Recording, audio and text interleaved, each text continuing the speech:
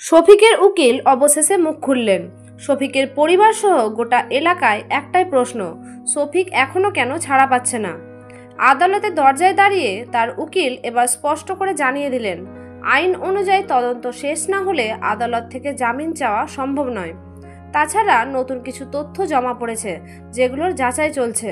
তবে আসার খবর হলো, উকিল জানিয়েছেন যদি আগামী শুনানিতে কোনো প্রমাণ শফিককে ক্লিন চিট দেয় তাহলে জামিন মিলতে পারে। তবে সেটাও নির্ভর করে তদন্ত শেষ হওয়া এবং সংশ্লিষ্ট রিপোর্ট আদালতে জমা পড়ার উপর।